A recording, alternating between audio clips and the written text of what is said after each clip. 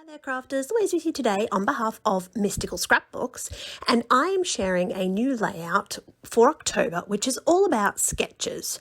So I've designed this sketch to share with you today, but it's not just a sketch challenge. We also give you a little extra challenge, and my challenge for you is to use sequins. I know you've all got some in your stash somewhere, but if you haven't, you can pick some up from Mystical Scrapbooks.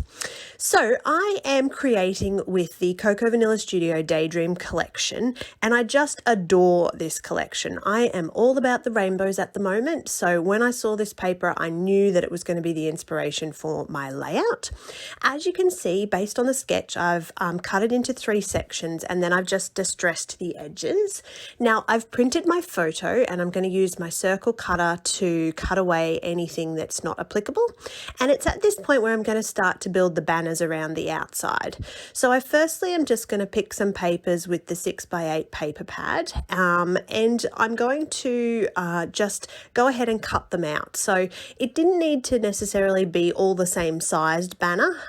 You could use different sizes if you want to, and I'm just going to show you a little tip on how to make an easy banner. So if you get paper, you just fold the paper in half and then cut it with your scissors, and that will give you an even banner all around the outsides. So if you like to be more precise, of course you can, but for me I like to do things the quick way, and that is to just fold those little pieces in half and cut the banner. So I'm going to go ahead and build around this photo. I like to alternate my papers and just keep it sort of a little bit different between the layers. You could put more banners in if you wanted to, you could put less. So totally up to you. Use the sketch however, whatever inspiration strikes you. That's what a sketch is all about. Now off camera, because I'm only sitting these in the background to make sure I've got the layout correct, I'm going to have to stick them down somehow. So off camera I'm actually going to go ahead and do the adhesive side of things and get them all adhered down so that I can finish building the elements of this layout.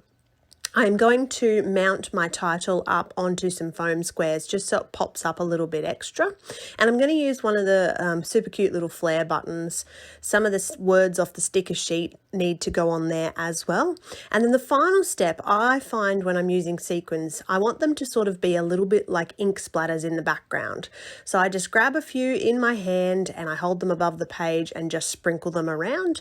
When I'm happy with how they sort of look quite random, I'm going to stick them down with some glue. And that is my page to inspire you for the October Cybercrop over at Mystical. Thank you so much for visiting. We look forward to seeing your entries, and of course if you haven't already, hit that little subscribe button.